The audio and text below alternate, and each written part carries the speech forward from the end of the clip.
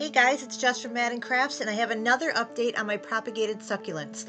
My succulent plants are big enough now that they can be transferred to their own pots, so I picked up some seed starter pots at the local store and got to work moving them into their own individual pots. As you can see, the things are growing pretty well. Some of my hens and chicks have gotten even bigger than the last time I saw you, and the echeveria is getting to be quite big as well. And the root system was getting to be a little bit too large for the shallow soil in these the trays that I started them in, so that it was really time to move them into their own pots.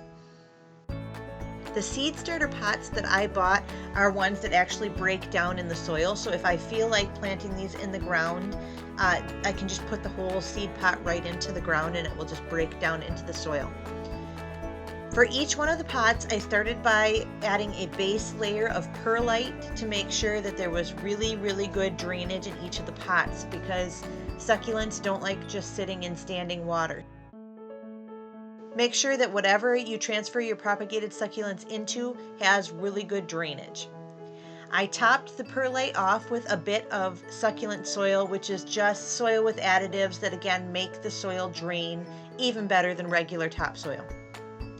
Once I had the pots filled up with soil, I either laid the propagated succulents right on top of the dirt, if it was something like these jelly bean plants that still had rather shallow roots, or for something like the decapitated hens and chicks, the echeveria that you see in the bottom of the screen there, I had to dig a little hole to make sure that the root system was fully encased in the succulent soil.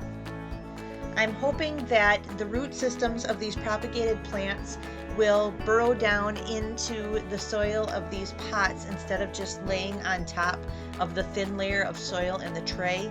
Hopefully that will provide them with a little bit more sturdiness and give them a way that they can grow to be full-sized.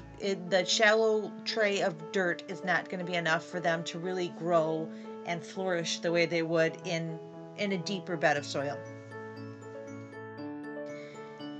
If you watched the other videos in this series, you remember that I started with mature plants and took off some cuttings from each of my different types of succulents. And then I gave you updates along the way as they were starting to put out roots and then to grow new leaves. And now you can see how far they've really come. Some of them have branched out into baby new plants. Other of them are just starting working out on some roots and leaves, but now that they're in dirt, they will kind of grow even better. The decapitated plants are doing very well and sending out quite a few roots, and I am positive that I am going to get quite a few healthy succulent plants, all from propagating plants that I already owned.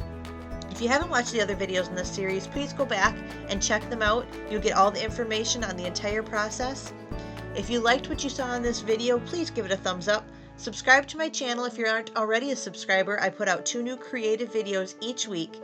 Visit me on my blog, maddencrafts.com, and thank you so much for watching. I'll see you next time.